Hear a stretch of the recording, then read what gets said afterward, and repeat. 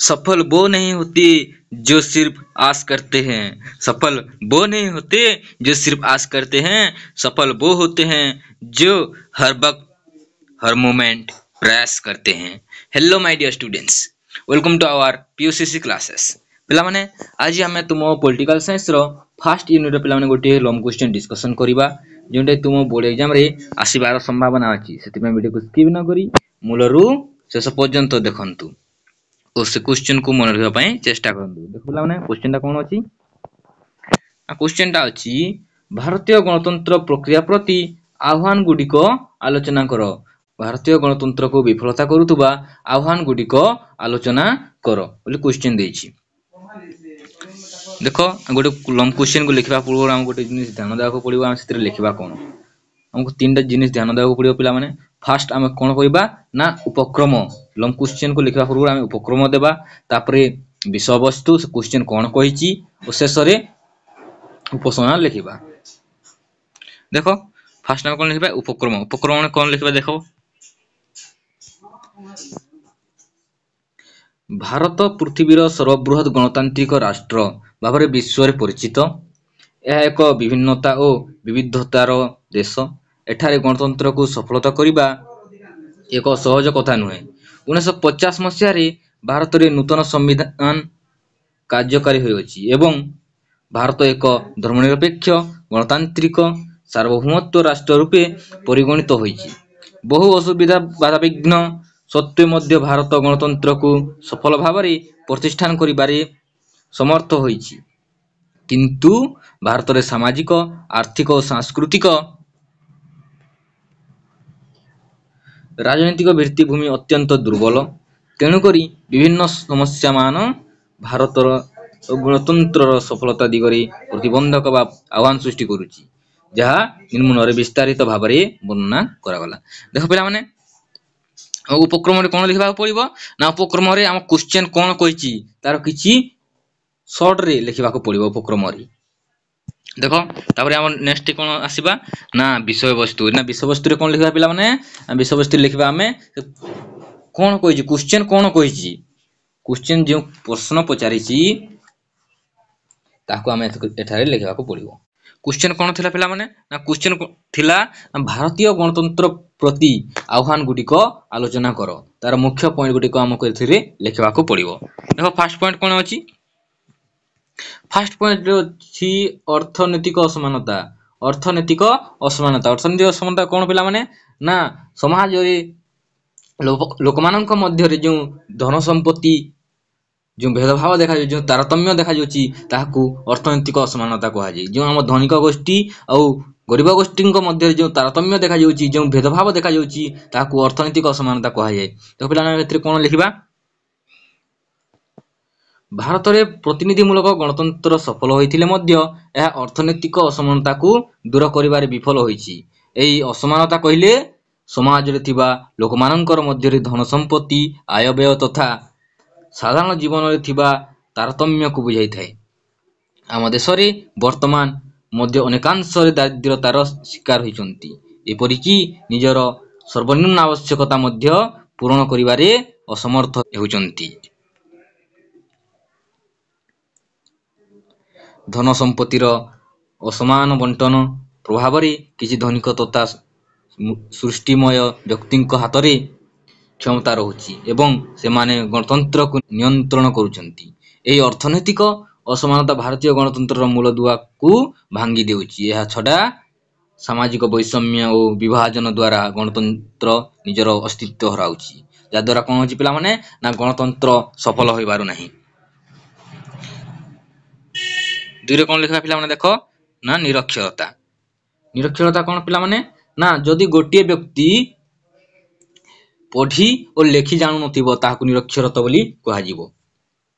निरक्षरता द्वारा का होछि पिला माने ना गणतंत्र सफल होई पारबो नाही। देखो एथिरे कोन लिखबा हमें निरक्षरता रे हमें कोन लिखबा देखो गणतंत्र सफलता पाई शिक्षार आवश्यकता अत्यंत जरूरी होइताए।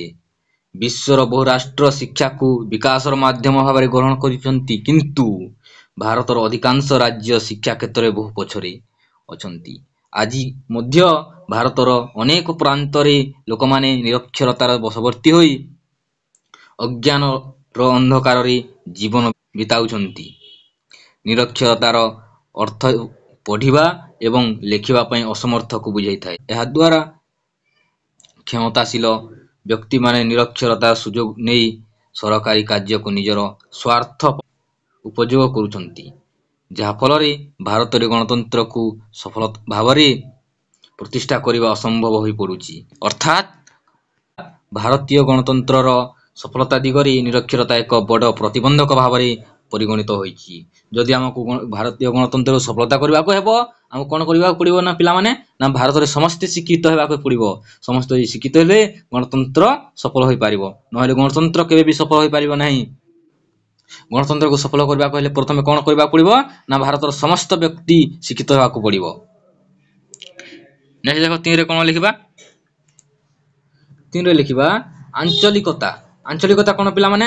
ନା ଆଞ୍ଚଳିକତା ହେଉଛି କ'ଣ ନା ଗୋଟିଏ ଅଞ୍ଚଳକୁ ଅହେତୁକ ଭଲ ପାଇ ଅନ୍ୟ ଅଞ୍ଚଳକୁ ଘୃଣା କରିବାକୁ ଆଞ୍ଚଳିକତା କୁହାଯାଏ। ଆଞ୍ଚଳିକତା କହିଲେ କ'ଣ ପିଲାମାନେ? ନିଜ ଅଞ୍ଚଳକୁ ଅହେତୁକ ଭଲ ପାଇ ଅନ୍ୟ ଅଞ୍ଚଳକୁ ଘୃଣା କରିବାକୁ ଆଞ୍ଚଳିକତା କୁହାଯାଏ। ଆଞ୍ଚଳିକତା ଦ୍ୱାରା କ'ଣ ହୁଏ ପିଲାମାନେ? ଗଣତନ୍ତ୍ର କେବେ ସଫଳ ହୋଇପାରେ ନାହିଁ। ଗଣତନ୍ତ୍ରକୁ ସଫଳ କରିବାକୁ ହେଲେ କ'ଣ ହେବ ନା ଆଞ୍ଚଳିକତାବାଦକୁ ଦୂର କରିବାକୁ ପଡ଼ିବ। ଆଞ୍ଚଳିକତାବାଦ ଦୂର ହେଲେ ଗଣତନ୍ତ୍ର ସଫଳ ହୋଇପାରିବ। ଦେଖ ଆମେ କ'ଣ ଲେଖିବା ଏଥିରେ? ଆଞ୍ଚଳିକତା ଭାରତୀୟ ଗଣତନ୍ତ୍ର ପ୍ରତି ଏକ ପ୍ରମୁଖ ଆହ୍ୱାନ। ଆଞ୍ଚଳିକତା କହିଲେ ନିଜ ଅଞ୍ଚଳ ପ୍ରତି ଅହେତୁକ ପ୍ରେମ ବା ଭଲ ପାଇବାର ଭାବନା ଏବଂ ଅନ୍ୟ ଅଞ୍ଚଳ ପ୍ରତି ସଂକୀର୍ଣ୍ଣ ମନୋଭାବକୁ ବୁଝାଏ। ଭାରତ ଏକ ବିଭିନ୍ନତା ଓ ବିବିଧତାର ଦେଶ। ଏହି ବିଭିନ୍ନତା ଦ୍ୱାରା ଅଞ୍ଚଳ ମଧ୍ୟରେ ମତପାର୍ଥକ୍ୟ ଦେଖା ଦେଉଛି ଏବଂ ଆଞ୍ଚଳିକତା ସୃଷ୍ଟି ହେଉଛି, ଯାହା ଦ୍ୱାରା ଭାରତୀୟ ଗଣତନ୍ତ୍ର ବିଶେଷ ଭାବରେ ପ୍ରଭାବିତ ହେଉଛି।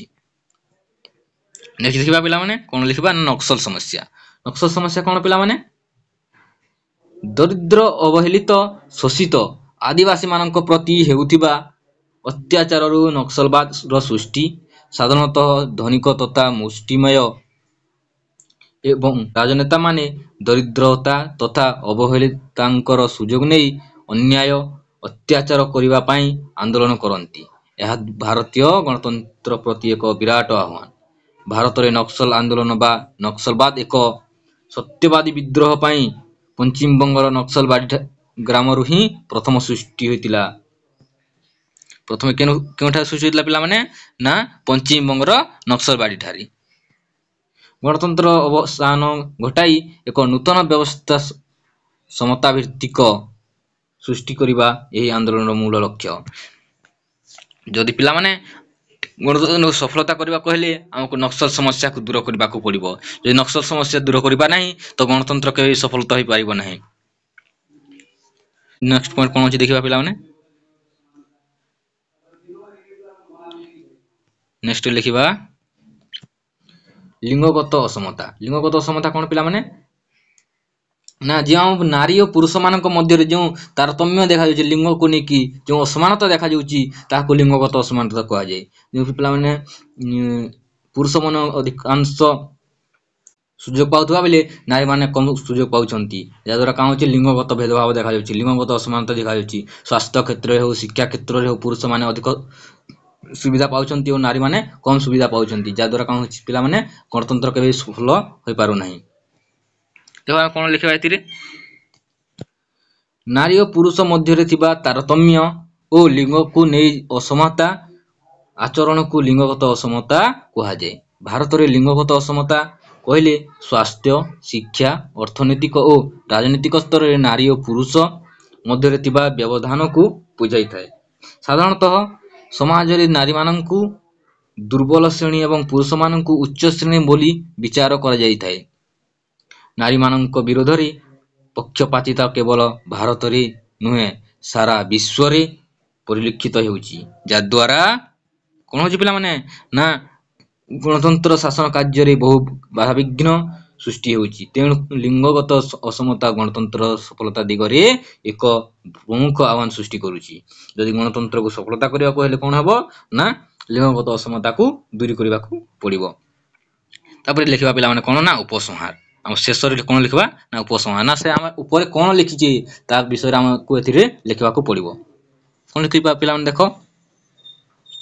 उपरोक्त समस्त टिप्पणी यह सुस्पष्ट हुए जे भारतर गणतंत्र प्रति निरक्षरता असमता आंचलिकता भली कारण विशेष भाव आह्वान सृष्टि करुच्ची किपरि भाव भारतीय समाज उपरोक्त समस्त उपादान दूरीभूत हो पार एप्रति सरकार दृष्टि देवा आवश्यक जहाद्वारा कौन हम पे सब दूरी हो पारे गणतंत्र भल भाव सफल हो पार पे तुम गोटे लंग क्वेश्चन या भल भाव पढ़ी भल भाव मन रखापी चेष्टा कर जद्वारा तुम एग्जाम भी भल हो।